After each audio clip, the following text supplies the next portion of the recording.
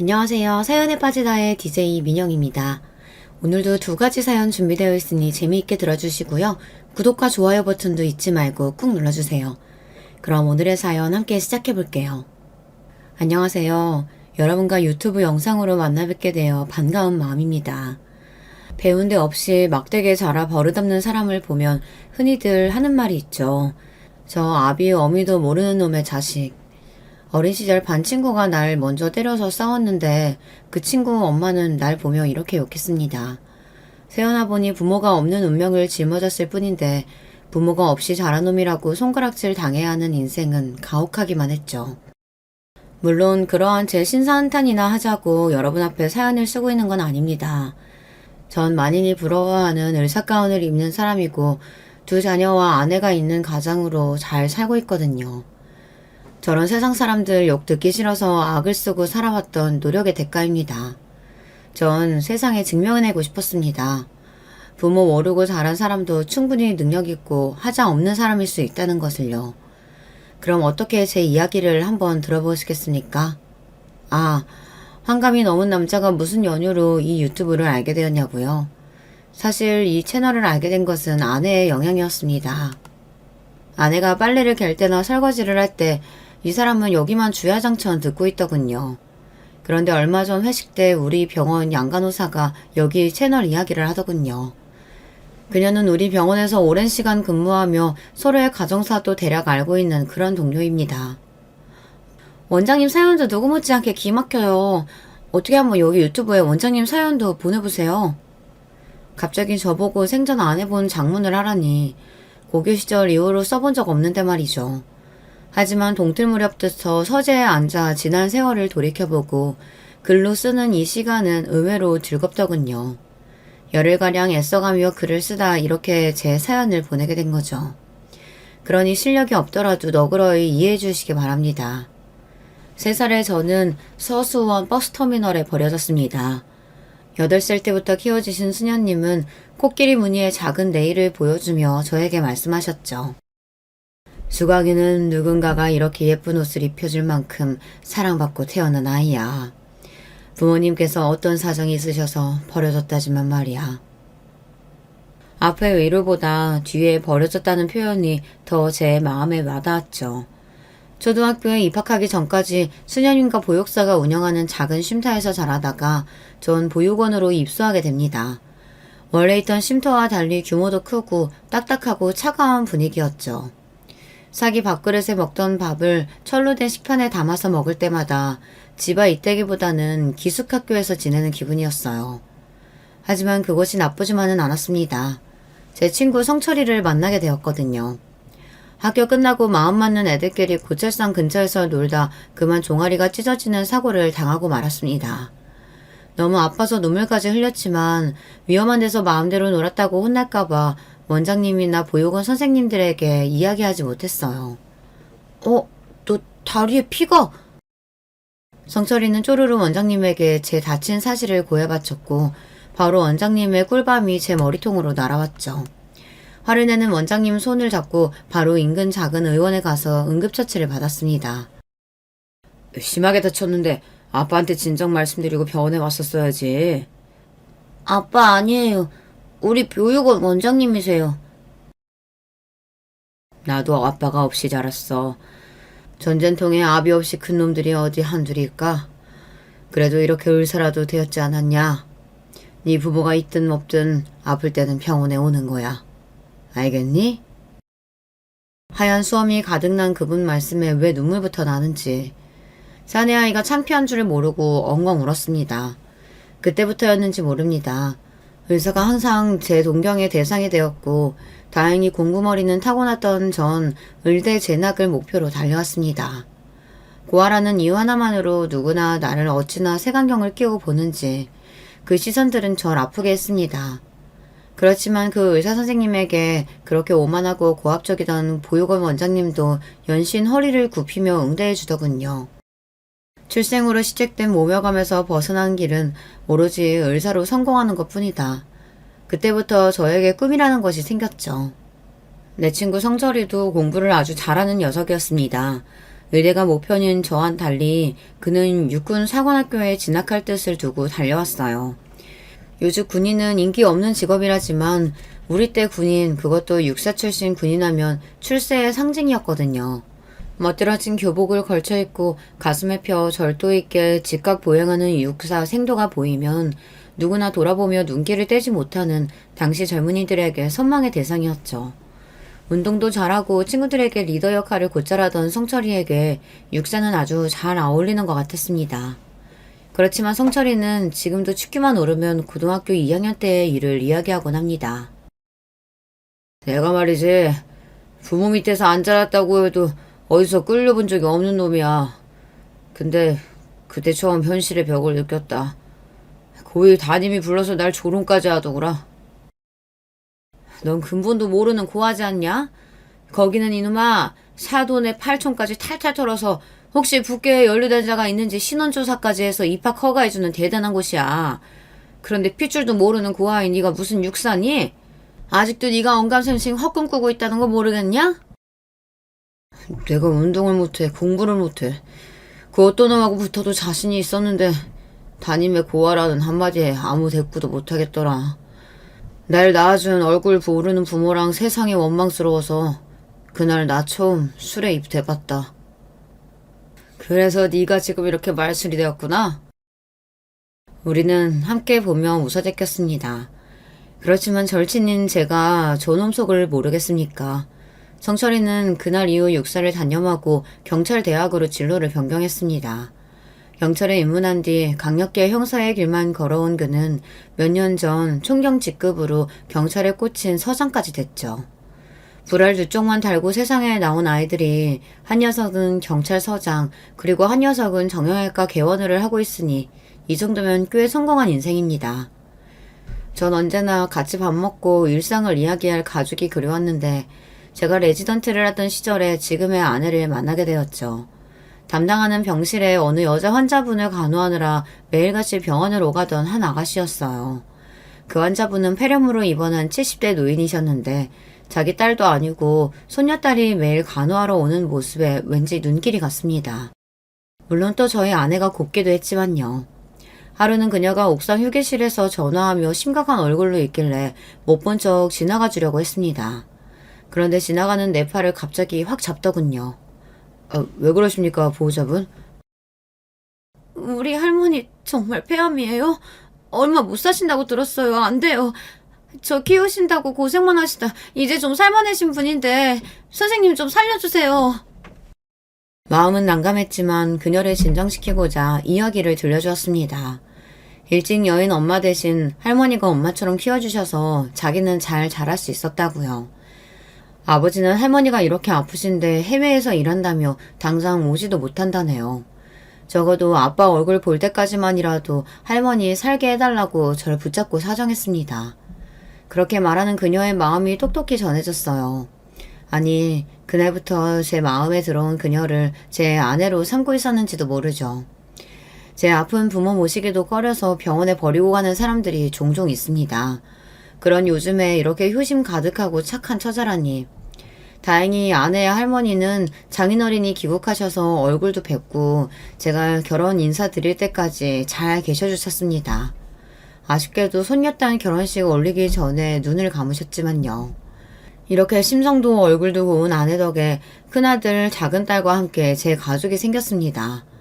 지금은 나이도 들고 몸매도 별반 아주마라고 다를 바 없는 보통의 중년 여성이지만 저에게는 가정을 선사해준 고마운 사람입니다.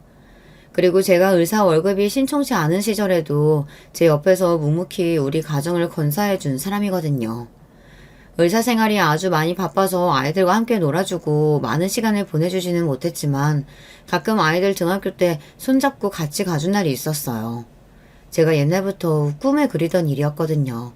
친구들이 엄마 손, 아빠 손 잡고 학교에 걸어오는 모습이 너무 부러웠는데 이제 내 자식에게 그렇게 해줄 수 있는 아빠가 되어 마치 한이 풀리는 것 같았습니다. 뭐 자상하고 세심한 아버지는 못 되었을지 몰라도 가족에 대한 책임감만큼은 누구에게 지지 않을 아버지라고 자부합니다. 물론 우리 자식들의 의견과 달리 저 혼자 하는 생각일 수도 있겠죠. 아이들 먹거리며 교육에 전념한 아내 덕분에 애들은 건강하게 잘 성장해서 대학까지 무사히 마쳤습니다. 아들은 저와 동문이 대학교를 졸업하고 행정고시에 합격해서 공무원이 되었고 결혼까지 해서 분가해서 살고 있어요. 다만 딸은 대학교는 명문 여대를 잘 갔는데 언젠가부터 애가 삐뚤어지고 제멋대로 살기 시작했어요. 학교 다닐 때 사춘기랍시고 반항 한 번 없이 착실하고 바르게 커온 딸의 뒤늦은 방황은 저에게 낯설었습니다. 밤늦도록 술 마시고 들어오고 어느 날 외박하고 들어온 딸의 팔과 목덜미에 있는 문신을 보고 전 기겁하고 말았어요. 문신이라니, 너 이거 피부에 얼마나 악영향을 미치는지 알기나 하냐? 지울 때는 더 해롭다고? 걱정 마세요. 안 지워요. 아빠는 쌍팔년도도 아니고 지금 어느 때인데 고작 문신 가지고 길길이 화를 내세요. 이렇게 답답하게 구니까 내가 집에 들어오기도 싫은 거야. 딸은 저와 그리고 아내까지 투닥투닥 하더니 급기야 독립해서 나가 살겠다고 했습니다. 여자애가 밖으로 나도는 것이 걱정된 저는 반대했지만 아내는 한숨을 쉬며 절 설득하더군요. 여보, 자식이란 원래 뜻대로 안 되는 법이지 않아요. 매일 이렇게 싸우다간 우리 진짜 원수 되겠습니다. 지금은 저 하고 싶은 대로 나가 살라 하고 그렇게 좀 떨어져 있는 게 좋겠어요. 당신은 지금 세상이 얼마나 무섭게 돌아가는데 딸이 나가 살겠다는 걸 찬성한다는 거예요. 그리고 제가 아쉬울 게 뭐가 있어. 든든한 부모 밑에서 뭐 하나 부족한 것 없이 커서 대학까지 간 녀석이 말이야. 왜 뒤늦게 저러고 사는지 원. 전 아주 못마땅해 했지만 결국 딸의 고집대로 독립하고 말았습니다. 그런 녀석이 원망스러워 저도 딸이 어디서 사는지 한번 가보지도 않았어요. 지금 와서 보면 그때 제가 그렇게 옹졸하게 딸과 벽을 쌓으면 안 되는 것이었습니다. 참 후회되는군요. 딸이 독립한 뒤로 아내는 한 번씩 반찬을 해서 딸 집에 가는 모양인데 하루는 아내가 발목이 안 좋으니 차로 데리고 가달라고 하더군요. 마침 병원 쉬는 날이고 1년 만에 딸의 집이 궁금도 해서 함께 갔습니다. 아내가 딸의 집 현관 비밀번호를 누르고 들어가자 전 못 볼 꼴을 보고 말았죠. 세상에 딸의 집에 사내 놈이 있는 겁니다. 그 놈은 편한 옷차림을 하고 있었고 아예 딸 집에 눌러 살고 있는데 보였어요. 그거를 보자마자 뚜껑이 열리면서 전 소리부터 질렀습니다. 이 자식이 여기서 무슨 짓거리야? 감히 부모도 모르게 동거를 해? 저와 아내를 보고 깜짝 놀란 남자애는 허둥대며 옷을 제대로 갖춰입고 무릎을 꿇고 앉았습니다. 하지만 딸은 그 남자에게 이야기했죠. 뭐야, 우리가 무슨 죄지었어? 다 큰 딸 집에 부모라고 해도 이렇게 함부로 들이닥치면 실례죠. 일어나. 자기가 무슨 잘못이 있다고 그렇게 죄인처럼 앉아있어. 우리요, 서로 사랑하는 사이고 같이 산 지 2달 되었어요. 둘 다 각자 밥벌이하는 성인이고 애인끼리 동거하는 게 죄는 아니지 않아요? 오히려 딸은 이렇게 뻔뻔스럽게 나왔습니다. 그리고 그 남자는 분위기를 살피며 인사만 꾸벅하고 집을 나가버리더군요. 에휴, 동거하는 놈이 준행랑이나 치고 자네 자식이 저렇게 제 여자 지키지 못하고 내빼면서 무슨 일을 제대로 하겠냐? 딸이 동거하는 일이 불만인지 아니면 딸의 남자친구가 성에 차지 않아서인지는 모르겠지만 너무 불쾌한 마음에 바로 딸의 집을 나와버렸습니다. 딸이 하고 있는 꼴을 보자니 분통이 터져서 더 있을 수가 없었죠. 그런데 몇 달 뒤 저는 더 어이없는 소식을 듣고 말았어요. 바로 딸이 임신을 했다는 겁니다. 신체 건강한 남녀가 함께 살다 보면 당연히 생길 수 있는 일이지만 결혼도 안 한 애들끼리 제가 옛날 사람이라 고루한 건진 모르겠지만 요즘 젊은이들을 도대체 이해할 수가 없었어요. 특히 남자야 수틀리면 훌훌 털고 나가면 그만이죠. 하지만 여자는 어디 그렇습니까? 조심조심 유리처럼 다뤄야 하는 소중한 몸인데 임신까지 했다는 소식에 그냥 두고 볼 수가 없었어요. 제가 직접 그 친구를 만나기로 했습니다. 어떤 놈팽인지 내 딸과 결혼해도 되는 놈인지 내 눈으로 살펴봐야 하니까요. 딸의 남자친구에게 연락해서 제가 자주 가는 포장마차로 불러냈습니다. 내가 왜 자네를 불러냈는지 알지? 지금 무슨 일하고 있는지, 나이는 몇이고 어떻게 살아왔는지 한번 얘기해봐.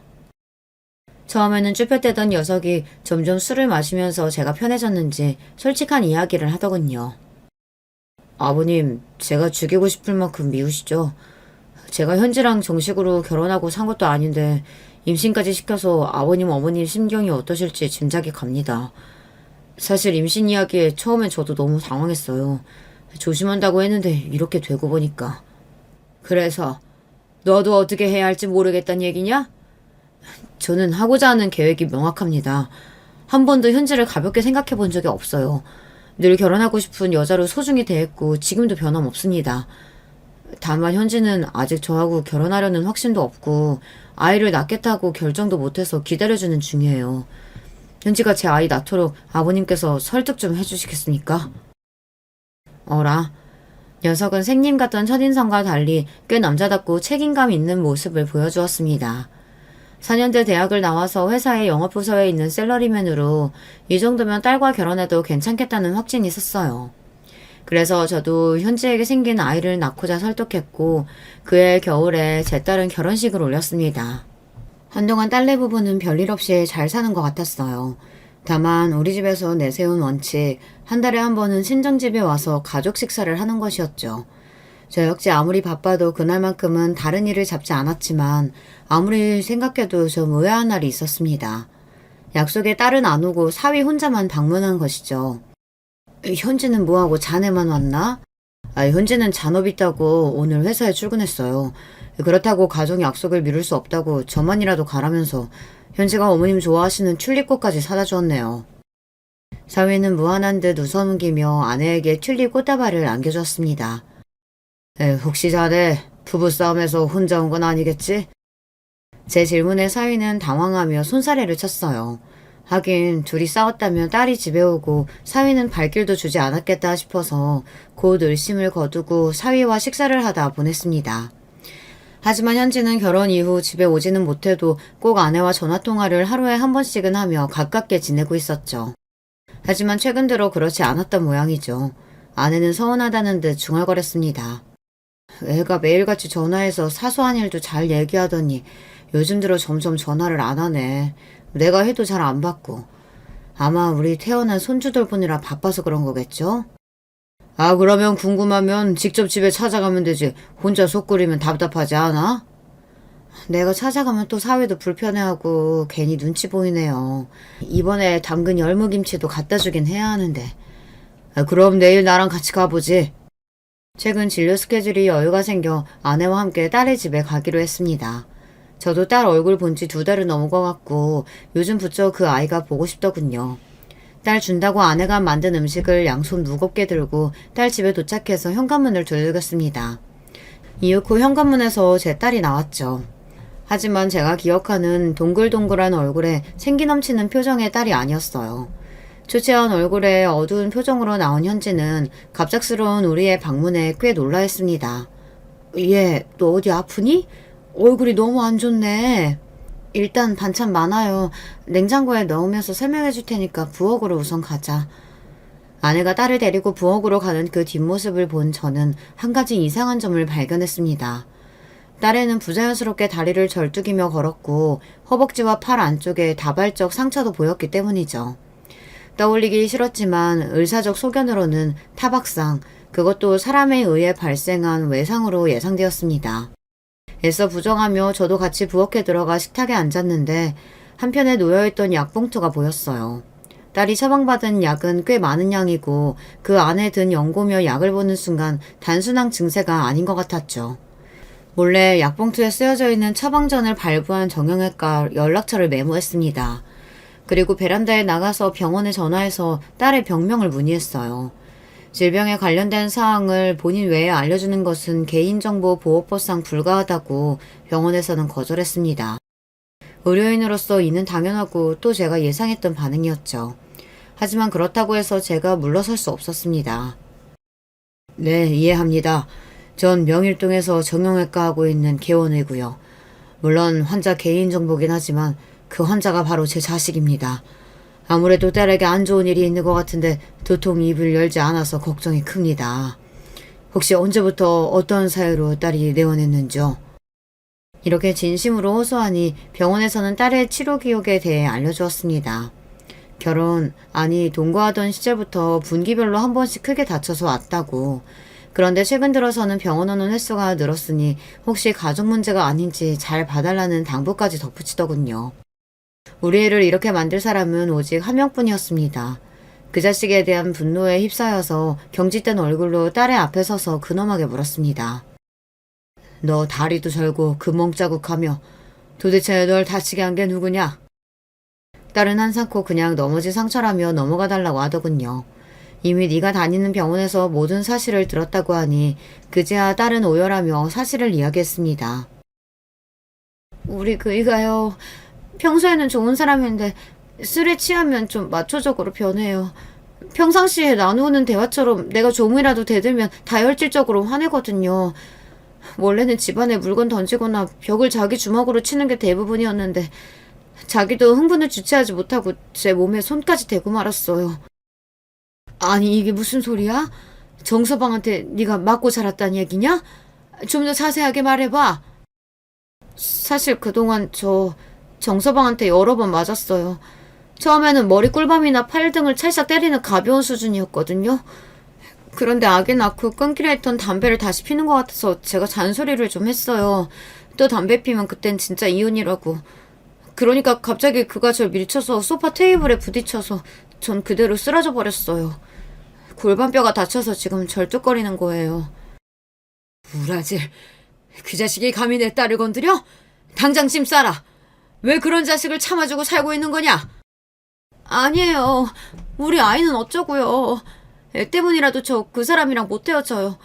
그리고 그 사람 술 마시고 한 번씩 돌 때만 그래요. 평소에는 둘도 없이 자상한 남편이란 말이에요. 진심이냐 너? 정말 그렇게까지 정서방을 사랑해? 급기야 딸은 오열을 넘어서 두 팔을 감싸며 오들오들 떨면서 이야기했어요. 아마도 깊은 두려움에 휩싸인 사람처럼 말이죠. 사랑이 아니에요. 옛날에 사귈 때부터 그 사람이 저한테 많이 집착했어요. 만약 자기를 버리면 식칼 두고 찾아올 거래요. 나, 엄마, 아빠, 그리고 우리 애기까지. 마지막으로 자기도 콱 죽어버릴 거라고 협박을 매일 해요. 그걸 나고 싶지 않으면 도망칠 생각도 하지 말라고. 어디에 말도 하지 말라면서요. 그래서 엄마 아빠한테도 말 못했다고요. 하지만 저 너무너무 무서워요. 이렇게 가정폭력으로 다쳐서 병원에 오는 여자 환자들을 종종 보곤 했지만 설마 내 딸까지 이렇게 살 줄은 꿈에도 몰랐습니다. 그런 사이코 자식이 내 딸 목숨줄을 잡고 있다는 줄도 모르고 아버지라는 사람이 편하게 살고 있었다뇨. 못 가겠다고 버티는 딸을 억지로 끌고 손녀와 함께 우리 집에 데려왔습니다. 그리고 전 아내에게까지 괜히 화를 냈어요. 왜냐하면 정말 돌기 직전에 속상한 기분이었기 때문입니다. 당신은 현지가 이 지경이 되도록 아무것도 모르고 있었던 거야? 도대체 엄마라는 사람이? 사실 나도 알고 있었다고요. 놀랍게도 아내는 이런 말을 하는 겁니다. 현지가 그렇게 살고 있다는 것을 알면서도 아니 왜 도대체 그대로 둔 거지. 전 아내를 이해할 수가 없었어요. 하지만 사내들이란 다 그럴 수 있는 거 아닌가요? 당신도 젊을 때 그렇게 실수로 나한테 손 댔었잖아요. 현지한테도 그랬어요. 너희 아빠도 그런 적 있다고. 그 일만으로 바로 갈라서서 이혼녀 딱지 달고 사느니 정서방 고쳐서 한번 살아보자고. 나라고 맞은 딸한테 그런 얘기까지 해야 하는 심정이 편했던 줄 알아요? 그리고 아내는 더 이상 말을 잇지 못하고 방에 들어갔습니다. 방에서는 아내의 대성통곡하는 소리가 들렸죠. 별 지랄 맞은 게 다 내 딸한테 대물림되는구나. 아이고 내 팔자야. 마치 둔기를 머리로 얻어맞은 기분이었습니다. 혈기왕성하던 시절 아내에게 실수했던 지난날이 떠올랐기 때문이죠. 의사로서 가장으로서 떳떳하다고 자부하는 저도 아내에게 해서는 안 될 짓을 한번 했던 적이 있습니다. 한국 남자라면 회식이나 여러 이유로 유흥업소에 가는 일이 자주 있었죠. 전 다른 남자들과 달리 여자들을 조심하는 편이었습니다. 들이대는 여자들의 유혹도 없지 않았지만 나에게 가정은 남달리 소중했기에 마누라를 배신하는 짓 따위는 하지 않았어요. 하지만 그렇게 철벽치던 저 역시 아내 아닌 다른 여자에게 마음을 빼앗긴 적이 있었습니다. 지금도 부끄럽게 생각하는 그때의 일은 15년도 더 된 이야기죠. 그날은 여름비가 몹시도 퍼붓던 한산한 병원의 오전 시간이었습니다. 한 여환자가 진료실로 들어오는데 언뜻 보기에는 어디 다친 곳이 있어 보이진 않았지만 핏기 없는 얼굴에 어쩐지 심상치 않아 보였어요. 그 여자가 어떻게 된 사연일까 왠지 아주 궁금했어요. 네, 어디가 불편해서 오셨는지요? 아, 저, 아, 다쳤는데 부위가 가슴통 쪽이라 조심스러워서 말하고 숨 쉴 때마다 갈비뼈가 아파요. 진료해보니 갈비뼈에 금이 갔는데 상태가 좀 안 좋았어요. 아무래도 누군가의 폭력이 의심되어 어떻게 다치게 된 건지 자세하게 물어봤죠. 주저하던 그녀는 결국 세 번째 진료에서야 솔직하게 말해주었어요. 남편은 아니고 동거하고 있는 남자가 물건을 던져서 맞는 바람에 이렇게 되었다고요. 그녀는 나보다 10살 어린 여자였습니다. 조카 같은 마음에 잔소리가 좀 나왔어요. 당장 그 남자하고 헤어지세요.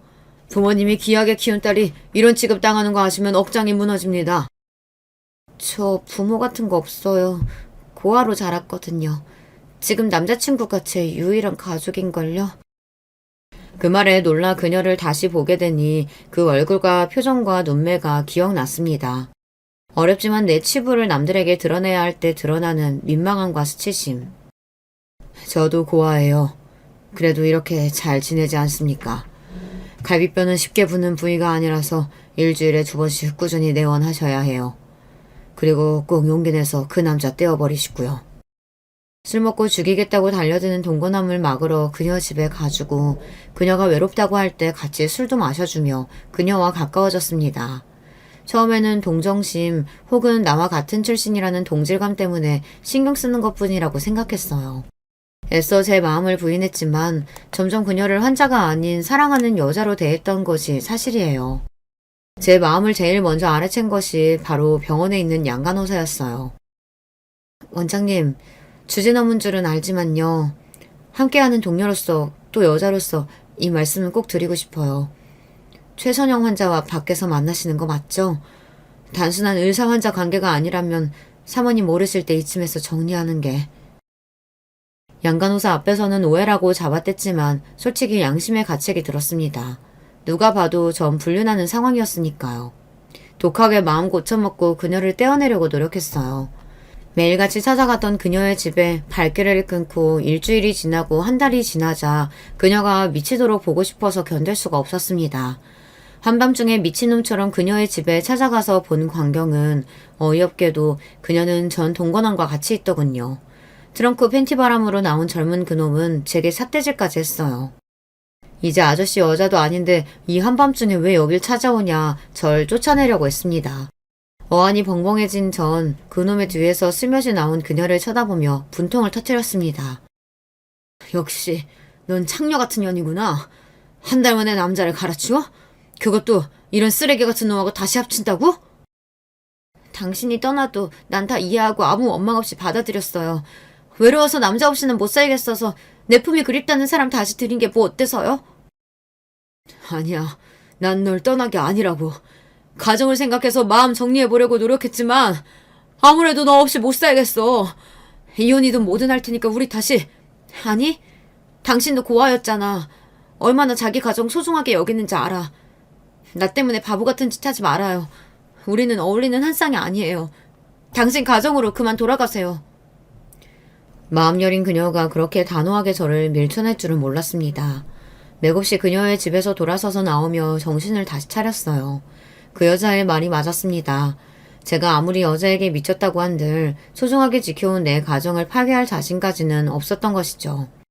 혹여나 내 잘못으로 이혼해서 우리 아이들이 한부모 가정을 겪어야 한다면 물론 편부모 슬하에서도 잘 클 수 있지만 나라는 사람은 자식들에게 차마 그런 짐을 짊어지게 할 수는 없었습니다. 그런 저를 간파한 선영이는 미련도 원망도 없이 절 보내준 것이었어요. 그날 이후로 선영이와 헤어지고 가정으로 돌아왔지만 제 마음은 지옥과 같았습니다. 괴로운 마음을 술로 달래다 보니 그런 저를 못마땅해 한 아내에게 몹쓸짓까지 했던 것입니다. 과거의 제 잘못으로 제 딸이 그런 남자를 만나게 되어버린 것일까요? 그런 자책과 아내의 한탄하는 소리는 비수가 되어 제 심장에 꽂혔습니다. 더 이상 집에 있을 수가 없었죠. 착잡한 마음에 술 기운이라도 기대보고자 친구 성철이를 불러냈습니다. 제 젖은 목소리에 이유가 궁금했겠지만 성철이는 자세히 묻지 않았습니다. 그저 어묵탕에 소주 한 잔이나 채우고 마셔댔죠. 중년의 나이가 훌쩍 넘어 사회적으로나 경제적으로나 성공했다지만 뼈아픈 가난으로 자라와서 그런지 양주나 호화스러운 술집은 우리에게 어색하기만 합니다. 정철이와 이런저런 이야기나 하며 술을 마셨습니다. 잠시나마 딸의 일도 아내의 한서린 원망도 접어두고서 말이죠. 그런데 넌 언제부터 경찰이 되기로 한 거냐? 육사 못 가면 판검사 되고 싶다지 않았어? 어릴 때 먼저 퇴소해서 자립한 형들이 돌 벌자마자 술집에 가서 탕진해버리고 하루살이 인생처럼 사는 게 꼴도 보기 싫었어. 공장에서 하루 14시간씩 고된 일로 힘들게 번 돈을 하룻밤에 날리고 다음날 또 술 마시면서 자기가 왜 그랬을까 후회하는 모습이 한심했지.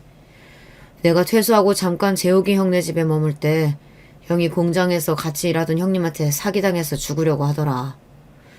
형, 내가 경찰 돼서 사기친 새끼 잡아줄 테니까 그때까지만 버티고 살아내. 그 자식 면상에 몇 대 날려야 분 풀릴 거 아니야.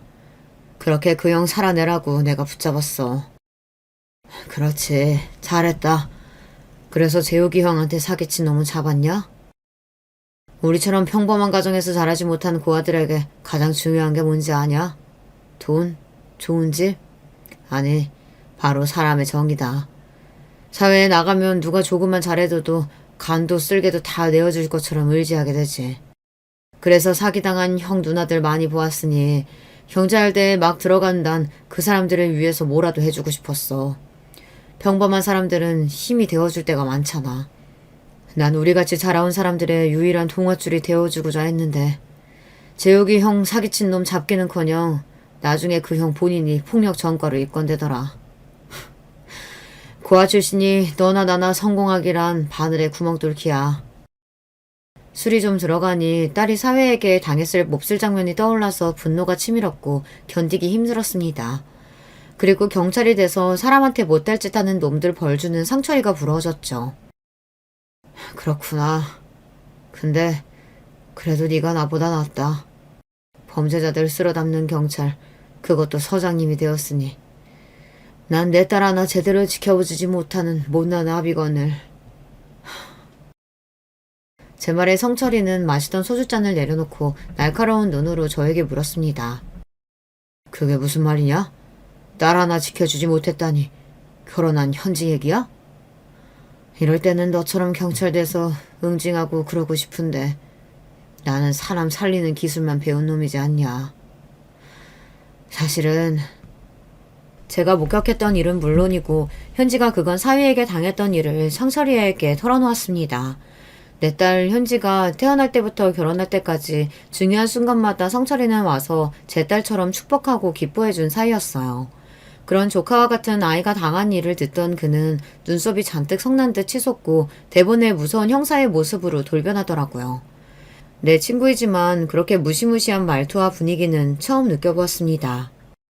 그래서 그게 다 현지가 겪은 실제 일이다. 넌 네 딸이 그런 취급당하는데 여기서 친구랑 신세 좋게 술이나 퍼마시고 있다 이 말이냐? 에라 이 자식아. 화가 난 성철은 씹고 있던 오이를 제 얼굴에 던져버렸습니다. 친구의 반응은 당연한 것이었고 저 역시 사이놈에게 아무 일도 하지 못한 저 자신이 역겨워 미칠 지경이었으니까요. 아이고 선생님들 평소 점잖은 분들끼리 여기서 와 이러십니까? 진정들 하시고 앉아서 새 소주 갖다 드릴 테니 화이로다가 쭉 들이키세요. 오죽하면 단골 포차 주인 아주머니가 놀라서 우리를 진정시키러 오셨겠습니까? 이후 그 성철이는 제정신을 붙잡고 가쁜 숨을 들이쉬면서 소주를 병째로 목구멍에 때려 넣었습니다. 저 역시 술만 몇 잔 연거푸 마시다가 침묵을 깨고 먼저 입을 열었어요. 선영이 기억하지? 내가 그때 아내 배신하고서 뭘 잘했다고 한동안 술 취해서 아내한테 행패까지 부렸다. 그 일로 하늘에서 날 지금 벌하시는 걸까 하는 생각도 해봤어. 내 죄 때문에 착한 내 딸이 그 벌을 받아내는 거라면 난 어째야 하냐? 어떻게 빌어야 딸이 행복해질 건지. 아이 바보 같은 자식아 미친 소리를 다 한다. 너 이 땅에 죽일 놈들이 얼마나 많은지 아냐? 구더기들처럼 아주 드글드글해. 가정폭력으로 경찰서에 신고 들어온 것만 해도 하룻밤에 수백 건은 된다고. 너 같은 놈들만 있으면 나도 경찰질 못하고 굶어 죽을 거다. 쓸데없는 소리 말고 지연이 남편 놈한테 이렇게 해보면 어떻겠냐? 성철이는 사위에게 복수할 방법을 생각해서 제게 슬쩍 알려주었습니다. 어떻게든 그놈을 내 딸 인생에서 끊어내고 싶었기에 전 그 제안을 바로 잡아버렸죠. 다음날 저녁 때 우리 집 초인종을 눌러대는 방문자가 있었습니다. 인터폰에는 사위놈의 얼굴이 보이더군요. 너 여기 있는 거 알고 왔으니까 당장 문 열지 못해? 장모님, 집사람과 내 애 보내주세요. 이러다 진짜 큰일 치릅니다. 네? 저녁 7시밖에 안 된 시각에 그 자식은 이미 잔뜩 취해서 우리 집에서 난동을 부리고 있었습니다. 두려워하는 딸과 아내에게 무슨 일이 벌어지더라도 절대 문을 열어주지 말라고 당부하고 혼자 나와 대문을 열고 사위를 대면했죠. 아마 제가 집에 있는지 예상치 못했던 건지 절 본 그는 흠칫 놀라더니 이내 표정이 둘변해서 겁박하기 시작했습니다. 처음 현지랑 동거할 때부터 절 못마땅해 하셨죠? 하지만 난 당신 딸과 결혼해서 새끼까지 낳았어. 아무리 아비라도 이젠 나한테는 현지 앗아가지 못할걸? 법적으로는 내 가족이야. 당장 현지 내보내요. 아니, 현지는 너와 이혼할 거고 넌 내 딸과 손주 털끝만큼도 건들지 못할 거야. 그때 사위의 눈동자는 흰자위가 번뜩대기 시작했고 저를 때리는 듯 손을 머리 위로 번쩍 올렸습니다. 전 방어 자세를 취했고 설령 그 자식에게 맞는다 해도 상관없었습니다. 모든 것을 감수하고 나온 것이었으니까요. 그때였습니다. 누군가가 나타나서 사위의 팔을 뒤로 비틀어 버렸어요. 누구야? 팔 아파 죽겠다고. 좀 놓아보라고. 어둠 속에서 얼굴을 내민 남자는 여전히 사위의 팔을 뒤틀고 있었고 저를 보며 싱긋 웃으며 인사했습니다. 안녕하십니까, 이수강 선생님. 오다가 강도가 하나 족치느라 좀 늦었습니다. 이 사내가 그 버러지 같은 사입니까? 그는 러시아 출신의 격투기 선수와 같은 큰 체구에 근육질의 몸을 하고 있었어요. 또한 얼굴의 인상도 범상치 않고 눈매도 매서운 것이 길 가다 만나면 시선을 피할 수밖에 없는 사내였죠. 마치 범죄도시라는 영화의 마동석 배우 같은 인상을 가진 그 남자는 사실 경찰이었습니다. 성철이가 혹여 사위가 나타나 우리 식구들에게 해를 가할까 싶어 경호할 사람을 붙여준다고 했는데 이자가 바로 그 사람인 것입니다. 우리 서장님이 특별 지시하셔서 내가 앞으로 밀착 보호해드릴게요. 그리고 당신은 내가 한번 요모조모 탈탈 털어볼 계획이요. 궁금하면 서울경찰청 폭력계 마동석 경이 찾아오면 되셔. 네, 분명히 마동석은 아니고 우리 계에서는 날 그렇게 부르니까 앞으로 자주 봅시다. 경찰의 말투는 깍듯했지만 이미 인상과 힘에 압도당한 사위는 경찰이 팔을 풀어주자마자 두고 보자라는 말을 남기고 줄행랑을 쳤습니다. 그렇지만 그 경찰과 사위의 만남은 이번이 끝이 아니었어요. 사흘 뒤 경찰은 사위가 근무하는 회사의 로비로 찾아가서 국가경찰 공무원증을 제시하며 사위를 찾았죠. 네, 수고하십니다. 전 서울경찰청의 박경희인데 여기 해외 영업부서에 정시우 씨 있죠? 조사 차원에서 지금 좀 보잔다고 전해주십시오. 갑작스러운 경찰의 방문에 당황한 회사 직원은 금세 사위를 로비에서 기다리는 경찰 앞으로 데려다 주었습니다. 아니, 당신이 어떻게 회사까지 온 거요? 또 뵙네요. 그때는 저녁때라 얼굴도 잘 못 봤는데. 이렇게 보니 꽤 말끔한 인상의 신사분인데 어쩌다 그런 짓까지 하셨어? 이현지 씨 스토킹 혐의로 잠깐 조사하러 같이 서에 가주셔야겠습니다. 스토킹 행위 재진 및 처벌 경고 차원이니 협조 바랍니다. 경찰은 사위를 밀쳐대듯 끌고 경찰서로 데려갔어요. 나는 현지 남편이요. 그런 내가 어떻게 스토커란 말이에요. 내 마누라한테 전화랑 문자도 못해? 남편이고 아버지고 간에 지속적으로 반복적으로 연락하고 위협했다면서. 확시. 그리고 언성 낮추지 못해? 경찰이 우스워 보여? 이렇게 시종일관 조사하는 내내 박경희는 사위를 오줌이 지릴 정도로 무섭게 대했다고 합니다. 결국 사위는 겁을 먹고 사내놈이 여자애처럼 거의 울먹이기까지 했다는군요. 도대체 나한테 이렇게까지 하는 거예요? 왜? 난 그저 선량한 시민일 뿐인데 이렇게 흉악한 대하듯 하는 거냐고요. 야, 이 새끼야. 네가 무슨 선량한 시민이냐? 내 동생 같은 현지 때렸다면서 제 자식까지 낳아준 아내한테 손댈 데가 어딨다고 찌질한 자식. 내가 경찰로서 현지 오빠로서 너 끝까지 감시하고 무슨 짓거리 할 기색만 보여도 바로 감빵 쳐넣을 거니까 조심해라. 오빠는 무슨 현지 오빠는 당신이 아닌데. 그런 게 있어 임마. 어릴 때부터 오빠 동생 하는 사이로 내 친동생 같은 애야. 행여나 현지며 우리 이 선생님네 가족 건들 생각만 해봐라. 아주 너 무사발로 만들어버릴 테니까. 이 주먹 보이냐? 어? 약물하고 사람 때리고 죽이는 놈들 이 주먹으로 다 응징했어. 너 같은 멸치 자식 하나 골로 보내는 건 일도 아니야. 그렇게 한 달이 넘게 박경희에게 시달린 사위는 결국 현지가 보낸 이혼 협의서에 도장을 찍어 돌려보냈고 손주에 대한 친권까지 모두 넘겨주었습니다. 경찰이 몇 번이고 회사까지 찾아가면서 인사과에서 처벌까지 받은 사위를 둘러싼 억측은 사내에 난무했다고 합니다.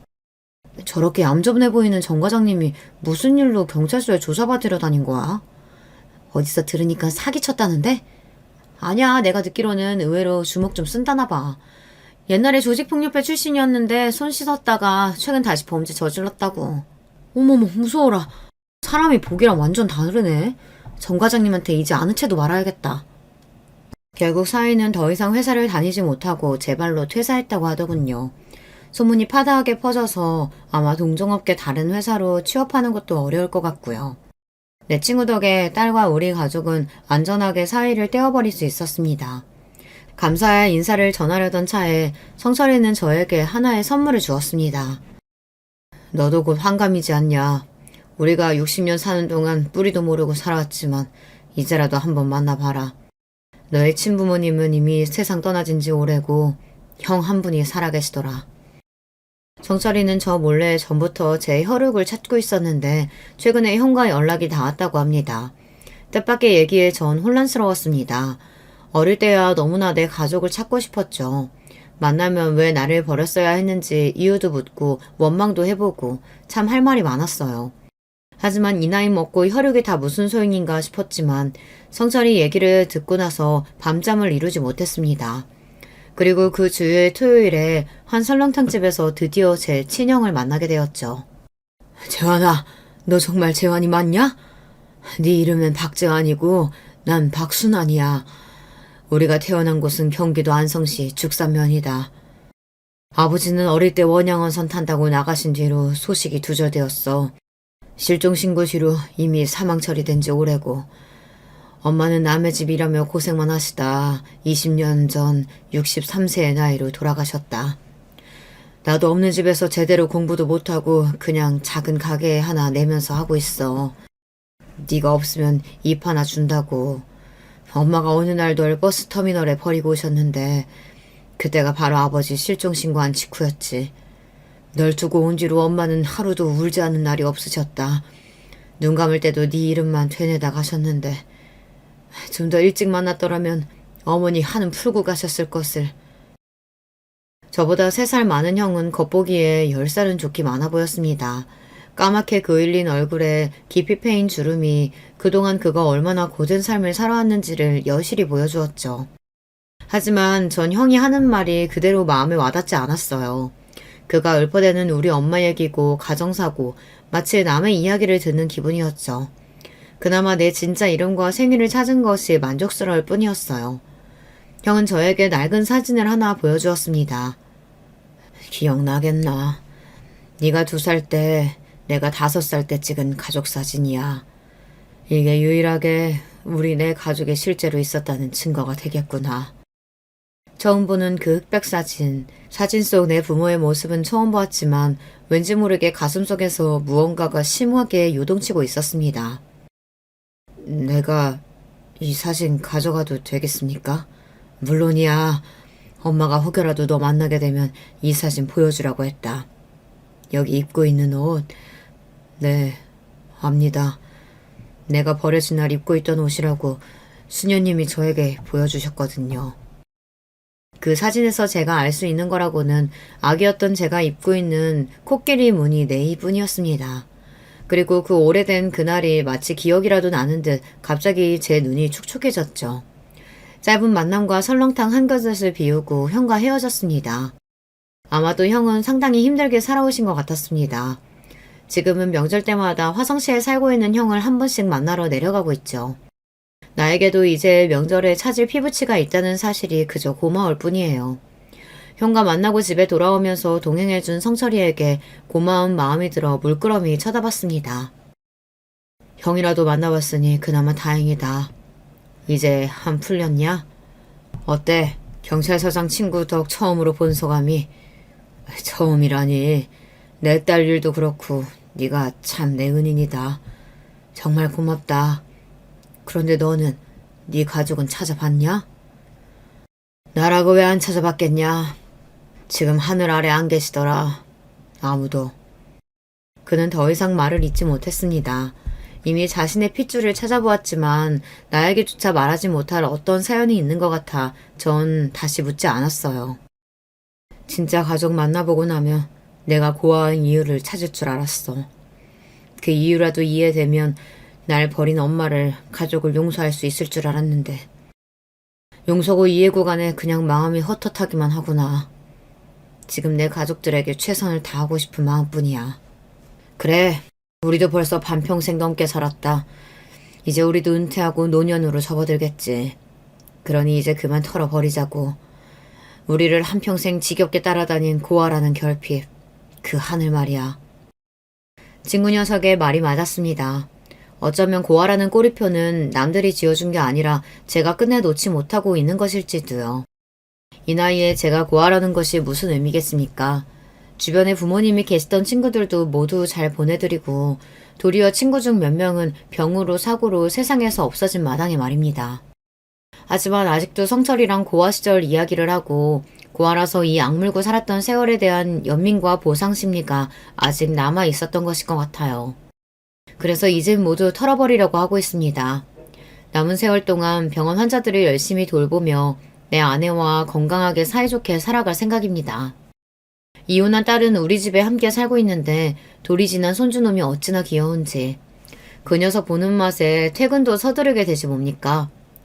또 극악무도한 사위놈이 언제 또 내 딸과 손주에게 위협을 가할지 모르니 가족을 지키기 위해서 일찍 집에 들어가는 이유도 있습니다. 혹시 몰라서 개인 경호업체에 의뢰해놓고 가족들 보호를 철저히 하고 있으니 걱정하지 마세요. 한자 한자 만년필로 눌러 제 사연을 글로 쓰다 보니 이제 팔까지 저려오는군요. 차린 것이 별로 없는 조촐한 밥상이었지만 맛있게 드셔주신 여러분께 감사의 말씀을 전합니다. 늘 여러분 가정의 건강과 가족들의 화목이 함께 하시길 기원하며 전 이만 인사드리겠습니다. 그럼 여러분 안녕히 계십시오. 여러분은 어떻게 지내고 계신가요? 저는 요즘 다시 고향으로 내려와서 살고 있습니다. 남편이 죽으며 서울로 올라갔었는데 다시 오니까 기분이 헛헛합니다. 남편하고 힘들게 아이들을 키운 기억도 나고 하늘로 간 남편이 그립기도 해요. 고향을 생각하면 참으로 복잡한 마음이 드는데 여러분도 그러신가요? 저는 지금 나이가 60대인데 인생을 돌아보면 참 굴곡이 많았어요. 그럼 바로 제 사연 시작하겠습니다. 애미야, 거기서 뭐하고 있는 거야? 빨리 와서 네 시아버지랑 남편이 힘들게 잡아온 생선 정리해야지. 아유, 느려 터져서 보기만 해도 답답해. 어머님, 잠시만요. 막내 기저귀만 갈고 바로 갈게요. 죄송해요. 아이고, 우리야. 너무 힘들다. 저는 고등학교를 졸업하고 집안 형편이 너무 어려워서 바로 성인이 되자마자 시집을 가게 되었어요. 요즘 시대에는 전혀 그런 일이 없지만 저 때는 할 게 없으면 빨리 결혼하는 게 당연했거든요. 아니, 할 게 있어도 여자들은 결혼이 목표인 사람도 많았죠. 아무튼 찢어지게 가난한 친정은 제 뒷배가 되어주지 못했습니다. 시댁은 3대째 배를 타고 바다로 가서 생선잡이를 하는 집안이었어요. 남편도 시아버지를 따라 바다로 나가 일했었죠. 새벽부터 일어나서 눈도 뜨지 못한 채로 나가는 남편이 안쓰러웠어요. 여보, 아까 보니까 밥도 제대로 못 먹는데 무슨 일 있어? 내가 일하느라 신경을 제대로 쓰지 못해서 미안해. 당신이 챙겨준 도시락으로 오늘도 아버지랑 배에서 맛있게 먹었어. 내가 항상 당신에게 고마운 거 알지? 에이, 아니야. 괜찮아요. 그냥 애들이 말을 안 들어서 힘드니까 그런 거지. 우리 애들이 무려 5남매잖아. 그래도 애들 다 키우면 뿌듯하겠지?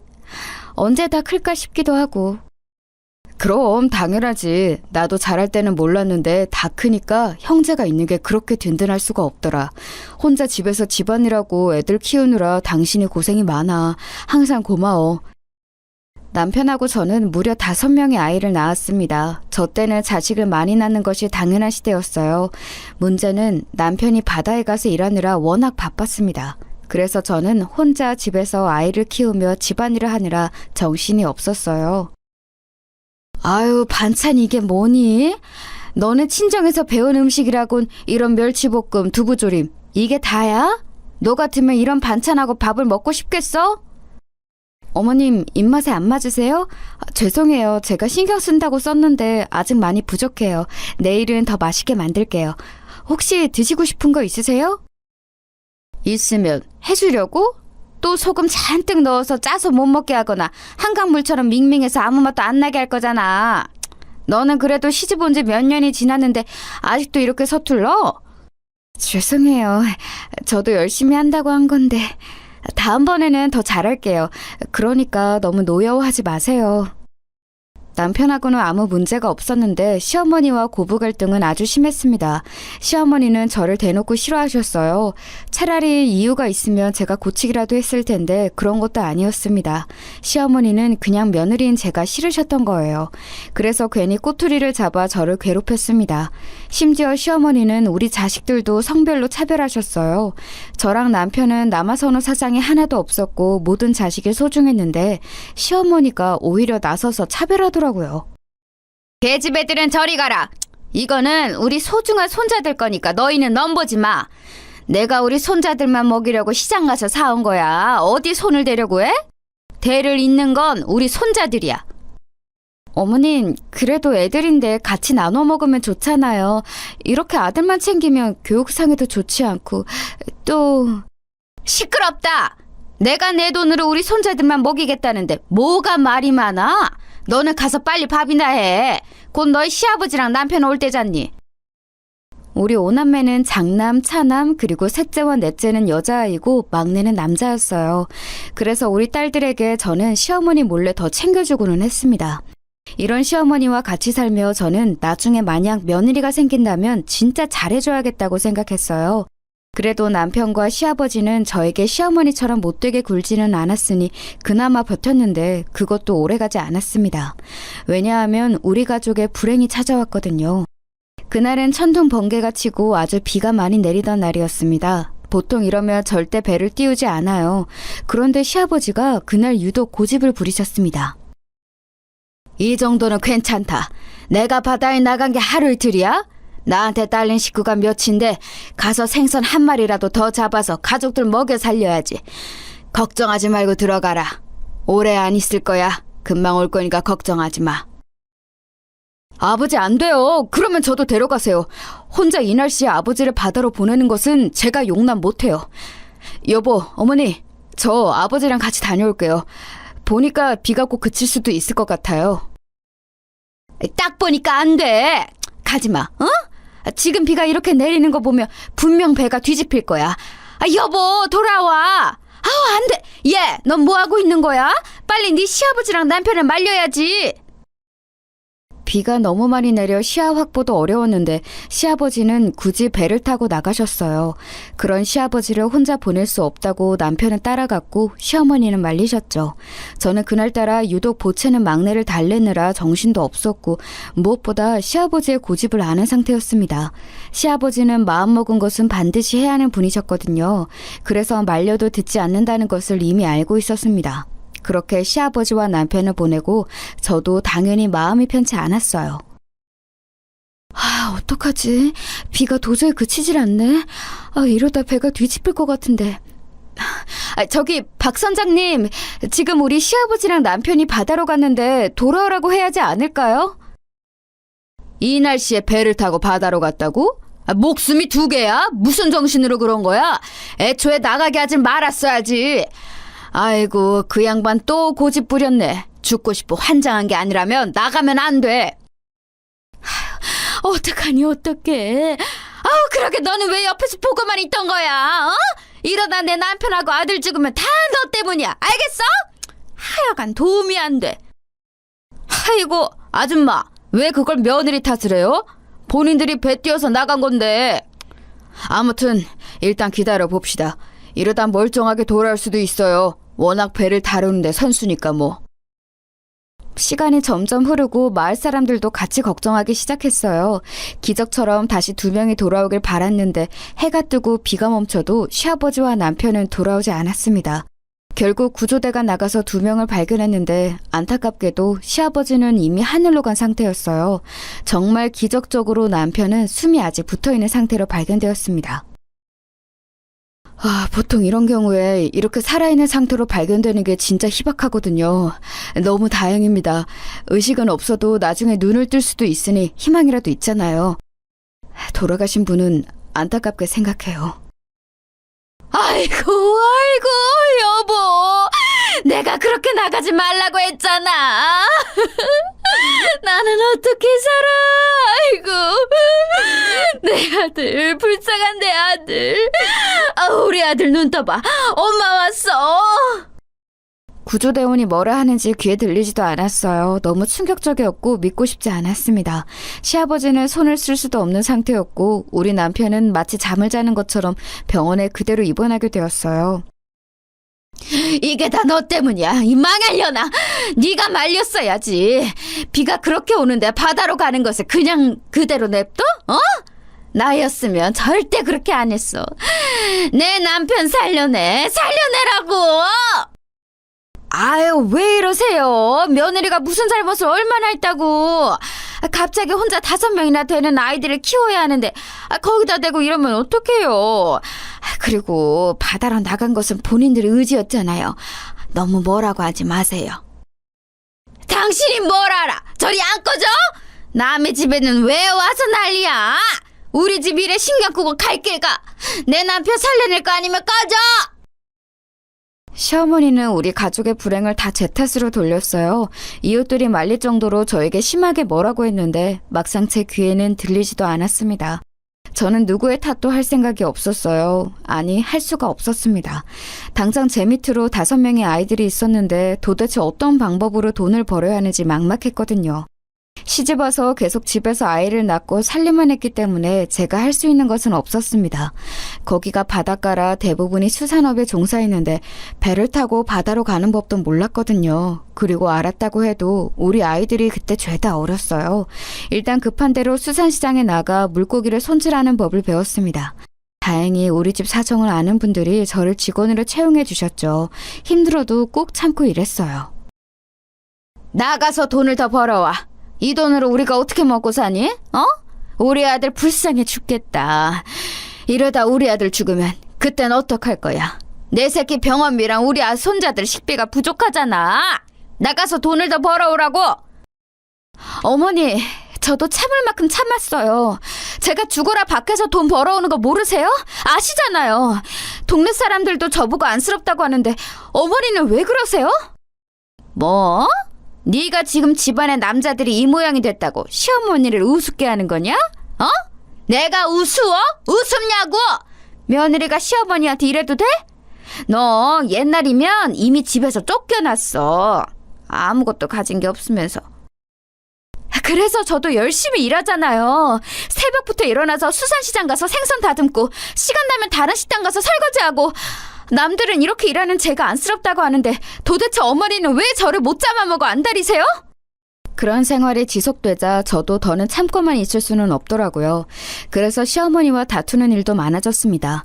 잠도 줄이고 밥도 안 먹어가며 이랬는데 돌아오는 것은 시어머니의 구박이었으니 저도 속상했어요. 시어머니는 제가 지지 않고 대응하자 더 분노하셨죠. 집안 분위기가 이러니 아이들도 눈치를 많이 보기 시작했어요. 저는 그래서 아직도 우리 오남매에게 미안한 부분이 이거랍니다. 어머니, 현수가 체육을 포기한다고 하더라고요. 저한테 여전히 야구가 좋지만 집안 사정상 더 지속할 수는 없다고 하던데 제가 봤을 때 우리 현수 운동에 재능 많아요. 이대로 시기 놓치면 평생 후회할 것 같습니다. 저도 우리 장남이 야구에 재능이 아주 많다는 것은 알아요. 그런데 선생님도 아시잖아요. 우리 집이 지금 사정이 너무 안 좋아요. 애들 학비도 겨우 내고 밥도 겨우 먹이고 있어요. 아니, 밥도 가끔은 돈이 없어서 고구마로 대체해요. 이 상황에서 어떻게 야구를 시키겠어요. 그렇죠. 현수 본인도 그걸 아니까 자기가 스스로 그만하겠다고 하더라고요. 저는 그냥 아쉬워서 한 말이에요. 워낙 유망주라 서울에서도 현수 하나 보려고 많이 내려오고 하니까요. 말씀하신 것은 잘 알겠습니다. 제가 제일 속상했던 점은 바로 장남이었어요. 장남은 어렸을 때부터 유난히 운동을 매우 잘했거든요. 특히 야구에 소질이 있는 아이라 학교 체육 선생님의 재능을 알아보고 밀어주었습니다. 그런데 주변에 운동하는 사람이 있으면 아실 텐데 운동도 돈이 있어야 가능한 종목이거든요. 장비도 그렇고 훈련비도 그렇고 우리 집 상황상 절대 운동을 시키질 못했어요. 현수야, 엄마가 너무 미안해. 우리 아들 그렇게 좋아하고 잘하는 것도 못 시켜주고 네 아빠 병원비가 너무 많이 들어서 엄마가 도저히 아무리 이래도 우리 아들 운동을 지원 못해줘. 엄마 괜찮아. 이런 상황에서 내가 계속 야구를 하겠다고 하는 것은 내 욕심이잖아. 나는 그냥 빨리 학교 졸업해서 우리 동생들 키우는 게 내 목표야. 아빠 병원비도 내가 벌어서 낼게. 빨리 어른이 되었으면 좋겠어. 그래야 엄마를 도울 수 있잖아. 내가 이 세상에서 지금 믿을 수 있는 것은 바로 너 하나야. 엄마가 너무 미안하고 고맙다. 남들은 장남에게 모든 것을 쏘아붙던데 엄마는 오히려 너를 제일 못 챙기고 있네. 아들 고맙고 미안하다. 사람이 사정이 다 다르잖아. 그러니까 엄마는 나한테 미안해하지 마. 내가 얼른 졸업해서 우리 엄마 더 일 안 하게 노력할게. 동생들도 내가 책임질 거야. 알겠지? 본인이 그렇게 좋아하고 잘하던 것을 상황 때문에 포기했지만 장남은 오히려 저를 위로했어요. 흔히 말하는 아픈 손가락 아시죠? 저한테 장남은 아픈 손가락이었습니다. 이런 장남은 실제로 고등학교를 졸업하고 바로 인근에 있는 공장에 취업했어요. 집에도 들어오지 않고 일부러 잔업까지 하며 돈을 벌어 동생들 뒷바라지를 했습니다. 엄마, 이번 달 월급이야. 이걸로 동생들 학비 내고 부족한 거 없게 해줘. 그리고 아빠 병원비도 내가 병원에 가서 어느 정도 갚았어. 혹시 나 몰래 돈 빌린 거 있어? 그런 거 있으면 말해. 현수야, 엄마가 너무 고맙다. 확실히 네가 돈을 벌기 시작하면서 우리 집 형편이 많이 나아졌어. 엄마도 이제 잠자는 시간이 늘었거든. 만약 네가 없었다면 엄마는 동생들을 데리고 길거리에서 살았어야 해. 나도 내가 성인이 되어 돈을 벌 수 있어서 얼마나 좋은지 몰라. 엄마가 나 때문에 부담이 덜 된다니까 너무 기쁘다. 아, 엄마, 할머니는 어떻게 할 거야? 동네 사람들이 할머니 노망 논 거 아니냐고 말이 많아. 장남이 성인이 되어 돈을 버니까 확실히 경제적으로 부담이 덜 됐어요. 동생들을 위해 본인 몸을 희생하며 돈을 버는 장남을 보며 마음이 아프면서도 참 대견했습니다. 하지만 제 인생은 도대체 왜 이렇게 험난할까요? 이제 겨우 숨통이 트이나 싶었더니 시어머니가 말 그대로 노망이 났습니다. 내 남편, 저기요, 우리 남편 못 봤어요?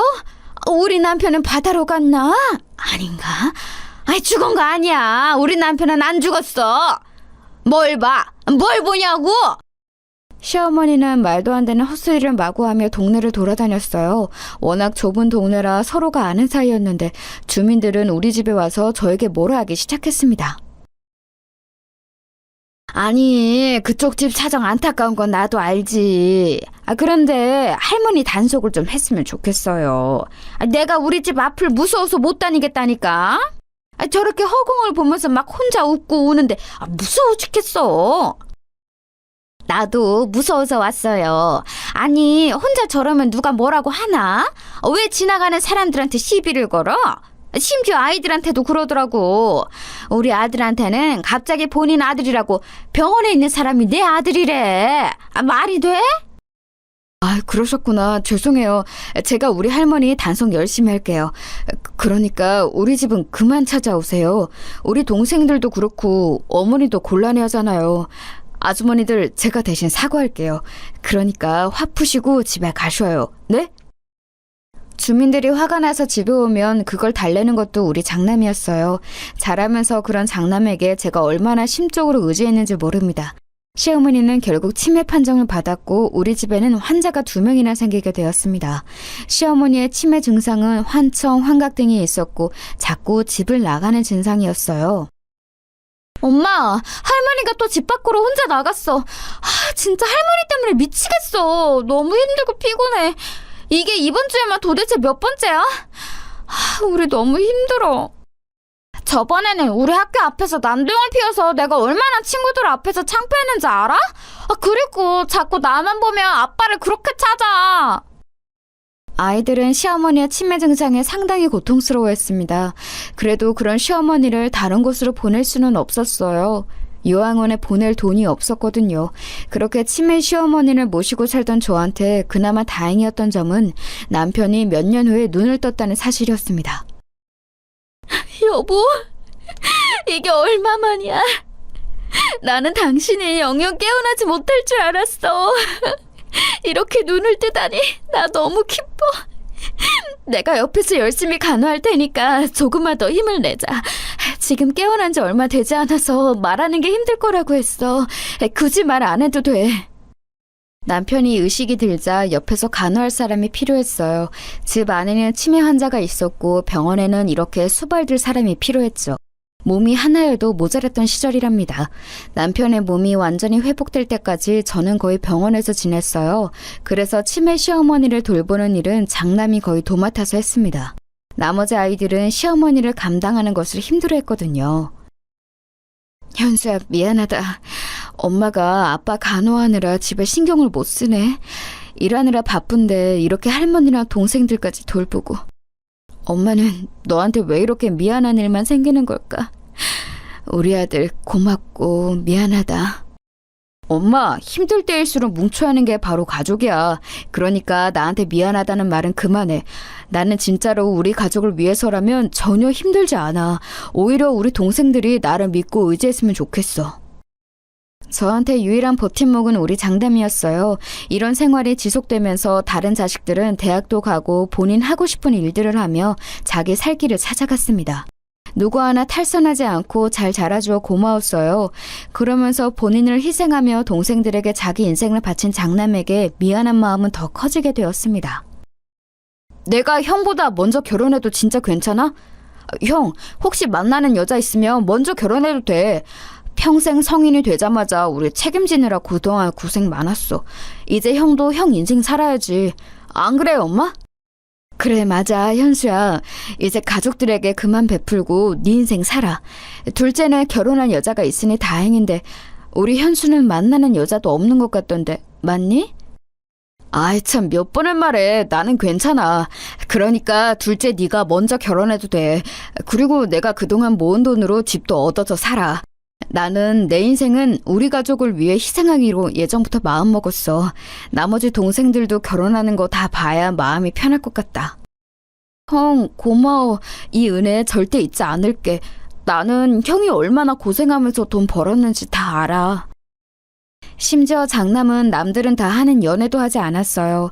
둘째가 장남보다 먼저 결혼해서 집을 나갔고 그 뒤로도 셋째와 넷째까지 결혼했습니다. 동생들이 먼저 결혼하는데도 장남은 아무렇지도 않았어요. 오히려 본인이 뼈 빠지게 잔업을 하며 번 돈을 결혼자금에 보태라고 주었습니다. 그 모습을 보며 저는 뿌듯한 마음보다는 안타깝고 미안한 마음이 훨씬 컸어요. 어느새 제 아픈 손가락인 장남은 노총각이 되어 있었습니다. 아이고, 노인네가 드디어 하늘로 가셨네. 그래도 아들이 의식 돌아온 거 보고 가셔서 그나마 다행이야. 하늘에서는 편안하게 남편 만나서 잘 사셨으면 좋겠네. 그러니까요. 저는 이제 어머님께 안 좋은 감정도 없어요.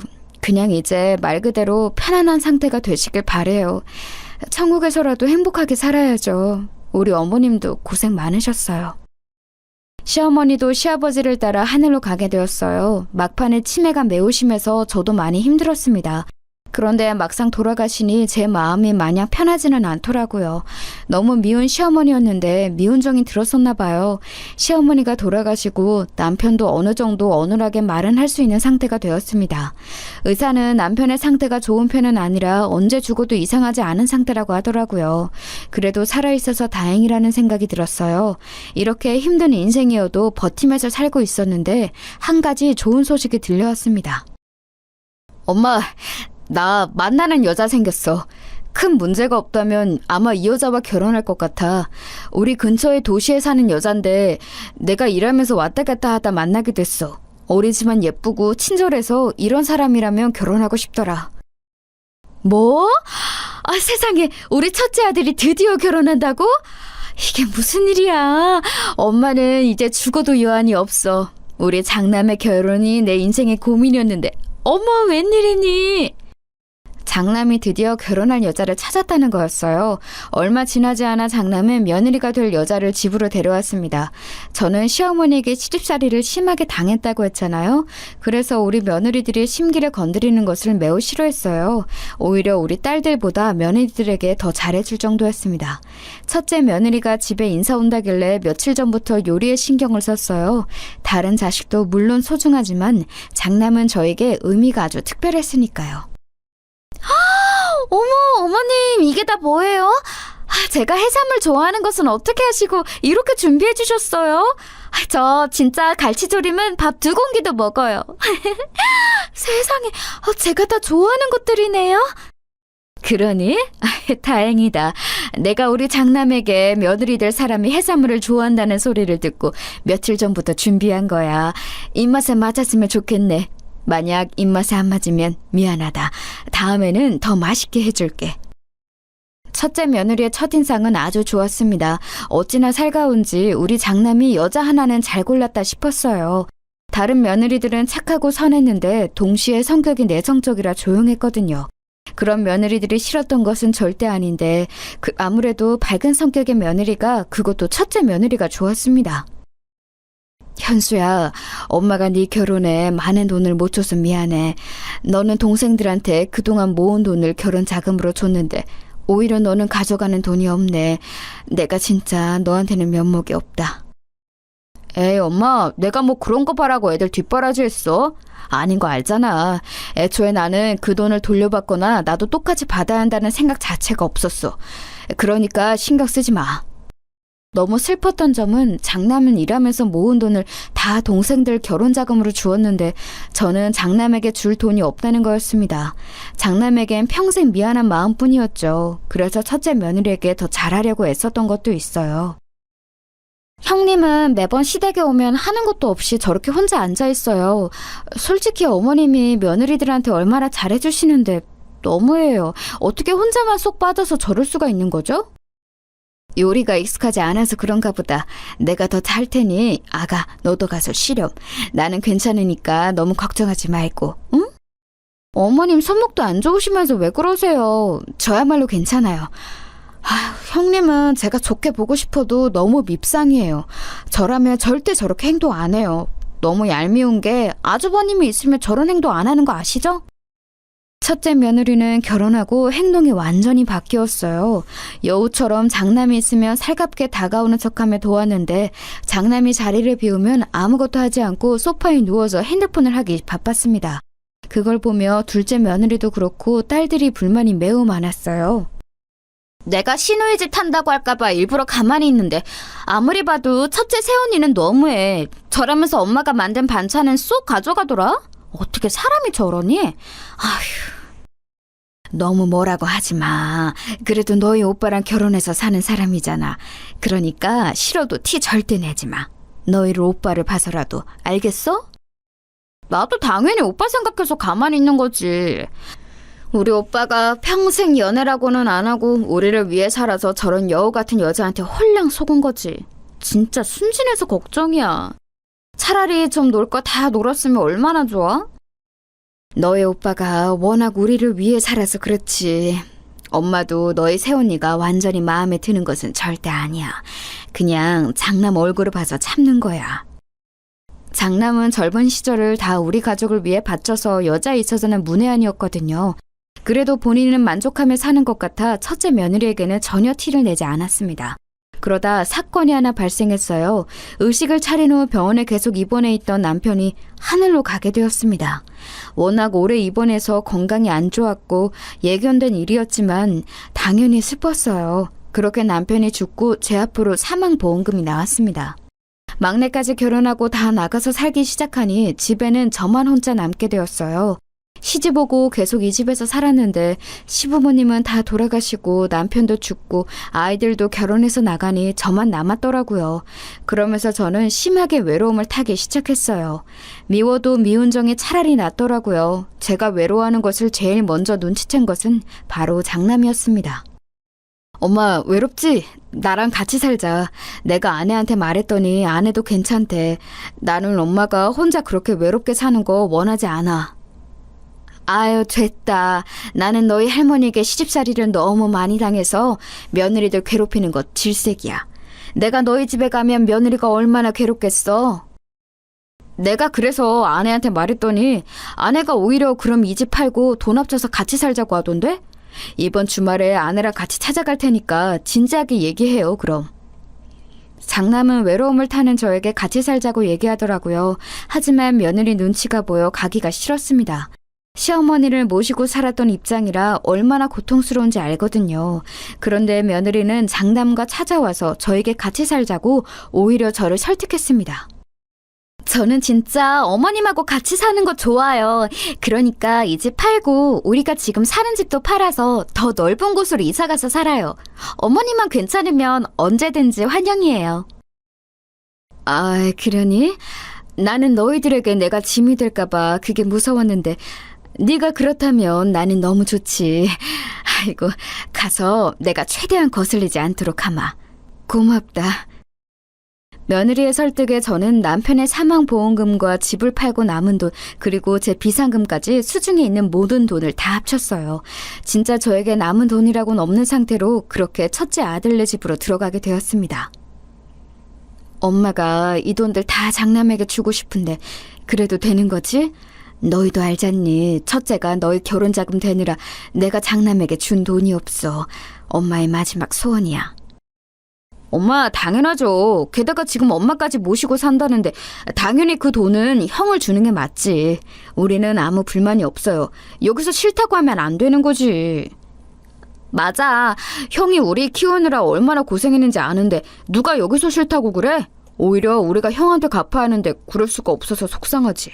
그 돈들 다 형 준다고 해도 아무도 뭐를 안 하니까 걱정하지 마. 다행히 나머지 자식들도 불만이 없었어요. 오히려 제 돈을 다 장남에게 모조리 주는 것을 당연하게 여겼죠. 그렇게 저는 장남의 집으로 들어가서 살게 되었는데 제 생각과는 너무 현실이 달랐습니다. 며느리가 너무 다른 사람인 것처럼 느껴졌어요. 결혼 전에 보았던 살가운 사람은 어디 가고 마치 악마처럼 저를 대하기 시작했습니다. 어머니, 화장실 청소 이거 다 하신 거예요? 물때가 다 안 지워졌는데... 다시 해주세요. 그리고 아이 좀 이따 봐주세요. 저 친구 만나러 가야 해서요. 어머님, 저 갈비찜 먹고 싶은데 어머님이 좀 해주세요. 그리고 아들 먹을 계란말이도 부탁드려요. 저는 그럼 친정에 다녀올게요. 저녁 전까지 해주셨으면 좋겠어요. 어머님, 이거 뭔지 보이세요? 청소기 언제 돌리셨어요? 제가 분명히 아침에 청소기 돌려달라고 부탁드렸잖아요. 제가 힘든 부탁한 건가요? 며느리는 저를 마치 가정부처럼 부려먹었어요. 저도 처음에는 저와 같이 사는 게 고마워서 청소며 빨래며 나서서 했는데 날이 갈수록 심해지더라고요. 심지어 며느리는 손자를 돌보는 것도 죄다 저를 시켰습니다. 하지만 저는 절대 불만을 말하지 못했어요. 첫 번째로 시어머니에게서 시집살이를 당해서 며느리에게 싫은 소리를 하지 못했고, 두 번째로는 바로 장남의 아내였기 때문이죠. 제가 살면서 너무 힘들 때 의지했던 사람이 바로 우리 첫째 아들이잖아요. 그래서 장남에게는 평생 미안한 마음뿐이라 차마 며느리에게 싫은 소리가 나오지 않더라고요. 엄마, 좋았어요. 오늘은 뭐 했어요? 내가 듣기로 우리 아파트에 노인정도 되게 크다던데 거기 가봤어? 엄마 덕분에 우리가 서울 시내 이런 고급 아파트에서 살고 너무 고마워. 장남은 여전히 저에게 효자였습니다. 제가 돈을 줘서 첫째 아들네 부부는 서울에 있는 대단지 고급 아파트로 이사 왔는데 저는 막상 그 혜택을 누리지 못했어요. 할머니, 나 솜사탕 사줘. 할머니, 나랑 놀이터 가자. 놀이터에서 나랑 축구하면서 놀자. 어? 할머니, 나가자. 할머니! 손자를 돌보는 일도 어느새 제가 다 전담하기 시작했거든요. 며느리는 손자를 키우며 힘든 일은 다 저를 시켰어요. 씻기는 거나 유치원에서 데리고 오는 것도 다 저를 시켰습니다. 늙어서 몸이 제 마음대로 움직이지도 않았는데 참 힘들었습니다. 그래서 절대 며느리에게는 티를 내지 않았지만 딸들에게는 힘들다고 조금 언급했는데 이게 또 사건이 발생했어요. 새언니, 제가 진짜 이런 말은 안 하려고 했는데요. 오해하지 말고 들어주세요. 새언니가 그래도 이런 아파트에서 부자처럼 사는 거 다 우리 엄마가 지원해줘서 가능한 거잖아요. 그런데 엄마한테 너무 조카를 봐달라고 하고 청소까지 시키는 거 조금 너무한 것 같아요. 다른 거는 몰라도 청소나 빨래는 언니가 할 수 있지 않나요? 어머. 지금 오해가 있는 것 같아요. 제가 언제 어머님을 강제로 시켰나요? 저는 절대 그런 적이 없어요. 어머니가 말씀해 주세요. 제가 어머님께 억지로 시켰어요? 아유, 억지로 시킨 적은 없지. 아유, 아니다. 그만하자. 내가 미안하다. 괜한 소리를 해서 이렇게 사단을 만들었네. 미안하다. 그만하자. 그냥 지나가듯 한 말에 셋째 딸이 대표로 며느리에게 좋게 말했더니 며느리는 화를 내기 시작했습니다. 제가 그만하자고 했는데도 첫째 며느리는 멈추지 않고 계속해서 섭섭하다고 하기 시작했어요. 그리고 물론 어머님 덕분에 이런 아파트에서 사는 거 맞아요. 그런데 그렇다고 제가 그럼 어머니 눈치를 마구 보며 살아야 하나요? 저야말로 너무 섭섭해요. 새언니, 우리가 우리 엄마 눈치 보고 살라는 거 아니잖아요. 오히려 우리는 새언니 편하게 해주려고 애를 쓰는데 일부러 그래서 엄마 모시고 사는 이후로 제가 용돈도 자주 드리고 또 보고 싶어도 덜 찾아오고 있어요. 형님, 우리가 그래도 여자들끼리 좋게 얘기하고 싶어서 이런 자리를 마련했는데 너무 안 좋게 생각하지 마세요. 우리 어머님처럼 며느리들 편히 봐주시는 분이 어디 있어요? 지금 다 편을 먹고 저한테 뭐라고 하잖아요. 어머님도 정말 너무하세요. 이런 불만이 있으면 저한테 얘기하면 되는 것을 왜 이 사단을 만드세요? 어머, 새언니, 왜 우리 엄마한테 그렇게 말해요? 우리가 엄마 모시는 거 고마워서 이제껏 참은 건데. 결국 좋게 얘기하자는 것은 싸움으로 번지게 되었습니다. 제가 결국 첫째 며느리에게 미안하다고 사과하고 일단락되었는데 문제는 그 다음이었어요. 첫째 며느리는 그 이후로 저에게 티가 나게 불만을 표출하기 시작했습니다. 아휴, 늙었으면 그냥 조용히 산속에 있는 게 제일 좋은 건데 요양원이 괜히 있나? 공기 좋은 곳에서 요양하면 자식들도 좋고 본인도 좋은데 말이야. 혼자 저보고 들으라는 듯이 집에서 큰 소리를 내기도 하고 심지어는 제가 집에 있는 것을 눈치 주기 시작했어요. 저는 속상했지만 최대한 티를 내지 않고 있었습니다. 그런데 며느리는 제가 무시한다고 느꼈는지 이번에는 저에게 대놓고 뭐라 하더라고요. 장남은 그때 공장에서 일하고 있었는데 나름 일한 지 그래도 꽤 많은 시간이 지나서 관리자급으로 일하고 있었어요. 장남이 출근하며 최소 10시간은 지나서 집에 오는데 그 시간이 저는 지옥이었습니다. 늙었으면 그냥 곱게 죽는 게 자식들을 위하는 건데 어머님은 그것도 모르세요? 하긴 모르니까 이렇게 자식 집에서 얹혀 살고 있지. 제가 일부러 대꾸하지 않으면 노골적으로 옆에 와서 계속 얘기하는 모습에 나중에는 첫째 며느리 얼굴만 봐도 무섭기 시작했어요. 자다가도 환청이 들리고 심지어 꿈에서도 며느리가 나와 새벽에 잘 수가 없었습니다. 엄마, 요즘은 새언니 어때? 저번에 그래도 그렇게 말한 이후로 조금 바뀌기는 했어? 나는 첫째 새언니 집에서 엄마가 같이 사는 게 왜 이렇게 불안한지 모르겠어. 괜찮아. 요즘 그래도 그때 이후로 나한테 잘해주더라. 그러니까 너는 걱정 말고 특히 첫째 새언니한테 아무 말도 하지 마. 알겠지? 엄마는 괜찮아.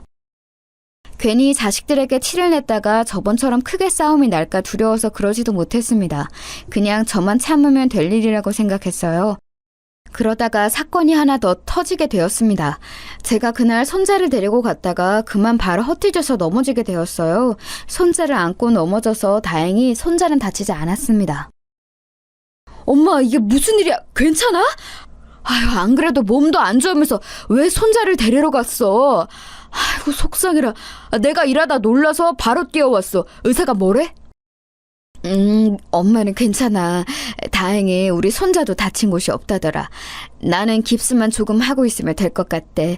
무슨 입원이나 수술 같은 건 필요 없다니까 다행이지. 그냥 집에서 조용히 누워있으면 된대. 정말 다행히 크게 다친 곳은 전혀 없었는데 문제는 제 깁스였어요. 깁스를 하니 집 밖으로 나가질 못하고 가만히 누워있어야 했거든요. 이때부터 오늘 사연의 절정이 시작되었습니다. 크게 다치지는 않았어도 왼쪽 발목과 오른쪽 무릎 그리고 골반뼈가 조금 아파서 한동안 저는 자리에서 움직일 수가 없었어요. 병원에 입원할 정도는 아니고 누워있으면 자연스럽게 회복될 거라 해서 집에서 가만히 있었습니다. 그런데 그러니 저는 당연히 집안일을 할 수가 없었어요. 또 손자를 데리러 가거나 오지도 못했죠. 첫째 며느리는 거기에 불만을 느꼈는지 저에게 심하게 뭐라 불만을 표출했어요. 엄마, 저 왔어요. 오늘은 뭐 좀 먹었어요? 입맛이 없다고 아무것도 안 먹었다며. 배고프지 않아? 죽이나 과일 같은 거라도 줄까요? 어머님, 아무것도 드시고 싶지 않으시다고 했어. 쉬고 싶은 모양이던데. 그러니까 당신도 어머님 괴롭히지 말고 빨리 방에서 나와요. 며느리는 심지어 제 입에 들어가는 것도 아까운지 먹을 것도 잘 주지 않았어요. 심지어 제가 하지도 않은 말을 지어내기 시작했습니다. 이제 저도 버티는 게 한계가 있었어요. 아무리 장남에게 미안한 마음뿐이고 제가 말해서 가족들 간에 큰 싸움이 일어나도 저도 할 말은 하고 싶었습니다. 그런데 첫째 며느리는 장남 앞에서는 완전히 착한 며느리처럼 행동하더라고요. 여보, 내가 어머님 모시고 병원 데려갈 테니까 당신은 걱정하지 말고 그냥 출근해요. 어차피 병원까지 거리가 먼 것도 아니니까 모시고 다녀올게. 아, 그래? 당신이 모시고 갈 거야? 그러면 날 너무 고맙지. 엄마, 오늘은 그럼 며느리랑 오붓하게 둘이 다녀와요. 며느리는 심지어 저를 데리고 병원에 다닌다고 했는데 그것 또한 고통이었습니다. 가는 내내 얼마나 구박하던지 너무 속상해서 혼자 집에 와서 울기도 했어요. 참는 것도 한계가 있었고 저도 그래서 마음을 굳게 먹었습니다. 그런데 장남 앞에선 며느리가 워낙 다른 사람처럼 행동했기 때문에 며느리의 짓을 다 말하려면 증거가 필요했어요. 마침 장남이 사준 핸드폰이 있어서 며느리가 저에게 와서 저주하던 막말을 내뱉는 것을 다 녹음하기 시작했습니다. 노인네가 너무 오래 사는 것도 가족들한테 민폐인 거 알아요? 적당히 살고 죽는 게 오히려 자식들을 위한 길이란 거 명심하세요. 늙었으면 곱게 죽지. 이러면 자식들한테 미안하지도 않나? 자식들 귀찮게 하지 말고 그냥 죽는 게 어때요? 아, 나 같으면 그냥 스스로 요양병원으로 걸어서 들어가겠다. 이렇게 며느리한테 병수발 들게 하는 거 미안하지도 않아요? 이 노인네야? 저는 일부러 아무 대꾸도 하지 않고 그대로 며느리의 막말을 녹음했어요. 며느리는 제가 무시하고 눈을 감고 있자 나중에는 심지어 저를 꼬집기 시작했습니다. 예. 그렇다고 나를 꼬집으면 어떡하니? 너무 아프다. 네가 나를 싫어하는 것은 아는데 이러면 어떡하니? 뭐 어쩌라고요. 그러게 그냥 그때 넘어졌을 때 요양병원에 들어갔어야지. 왜 사람 귀찮게 이러고 있어요? 늙었으면 곱게 죽으라고. 그렇게 저의 2주를 며느리의 음성을 녹음했습니다. 그리고 장남에게 말해서 가족들을 다 불러 모았어요. 저는 제가 이 녹음을 공개하면 당연히 큰일이 일어날 것을 이미 알고 있었습니다. 그런데 더 참을 수는 없었어요. 그래서 가족들이 다 모이자 저는 목소리를 가다듬고 말했습니다. 내가 너희들에게 신세진 것이 많아 그동안 참고 있었다. 특히 너희도 알 텐데 내가 장남에게 참 미안한 게 많아.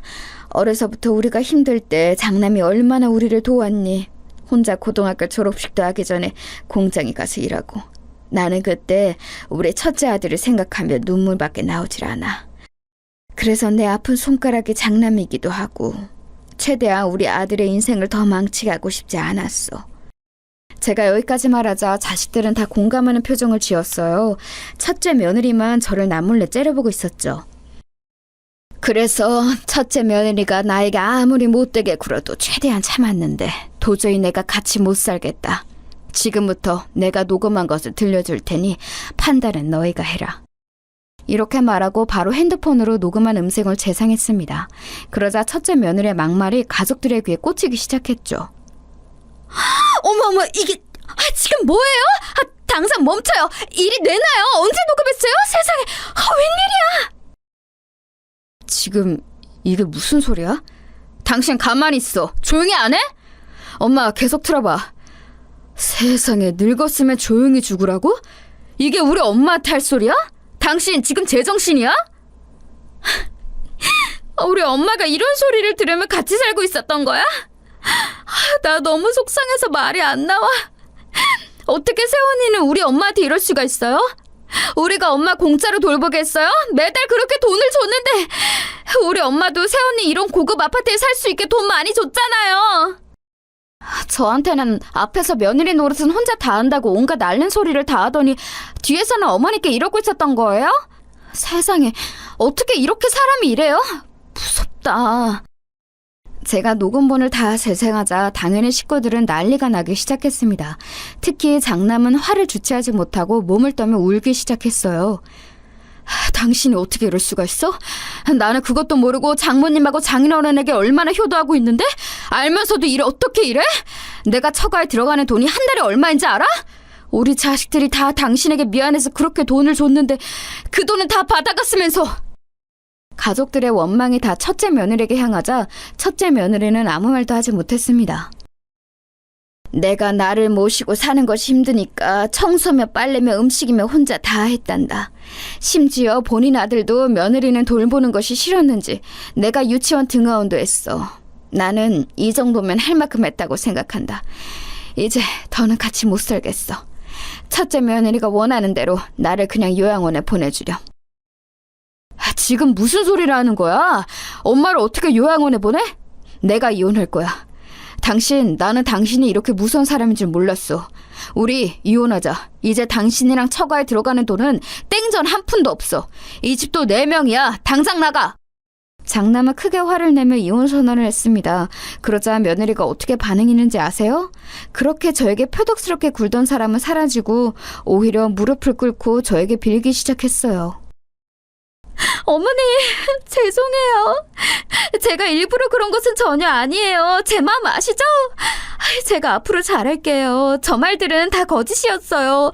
저는 절대 진심으로 저런 말을 하지 않았어요. 아시잖아요. 심지어 우리 엄마를 꼬집었다고? 진짜 미친 거 아니야? 당장 이혼해. 나는 더는 당신 같은 사람하고 못 살아. 첫째 며느리가 저에게 빌고 장남은 그런 며느리에게 이혼하자고 소리치고 난리가 아니었습니다. 그 뒤로 어떻게 되었냐고요? 장남은 정말로 며느리와 이혼했어요. 저는 모르고 있던 사실인데요. 며느리한테 식구들이 돈을 뒤로 따로 엄청 챙겨주고 있었더라고요. 어머님, 심지어 저한테도 형님이 본인이 혼자 며느리 노릇은 다 하고 있다면서 하도 앓는 소리를 해내더라고요. 그래서 동서랑 저도 개인적으로 돈을 뒤로 얼마나 챙겨줬는지 몰라요. 그런데 이번에 가족들이 하는 말을 종합해보면 다들 그랬더라고요. 저 여자 진짜 무서운 사람이에요. 우리 시댁 사람들을 뭐로 본 거예요? 다들 첫째 며느리가 여우라는 것은 알고 있었는데 이 정도일 줄은 몰랐다고 하더라고요. 너도 나도 몰래 돈을 줬다고 고백하는데 그 돈을 합쳐보니 한 달에 무려 1,000만 원이 넘어가는 돈이었습니다. 기가 막히죠? 어머님, 제가 정말 죄송해요. 그러니까 제발 어머님이 이혼만은 막아주시면 안 될까요? 저 지금 진짜 반성하고 있어요. 제가 이렇게 이혼하면 당장 우리 친정은 어떡해요? 제발요. 첫째 며느리는 이혼 소송을 진행하고도 저를 찾아와서 빌기 시작했어요. 제발 용서해달라고 계속 빌었지만 저는 꿈쩍도 하지 않았습니다. 이미 참을 만큼 참았다고 생각했어요. 그 뒤로는 마침내 장남은 이혼에 성공했고 손자도 저와 장남이 키우고 있습니다. 여기까지가 제가 준비한 사연인데 어떻게 들으셨나요? 저는 개인적으로 제 인생이지만 참 다사다난했더라고요. 시어머니부터 첫째 며느리까지 악인도 있었지만 고마운 사람도 참 많았습니다. 앞으로 남은 인생은 장남과 우리 사랑스러운 손자와 행복하게 살도록 하겠습니다. 들어주셔서 정말 감사합니다. 여러분도 행복한 인생 사시길 진심으로 바랄게요. 감사합니다.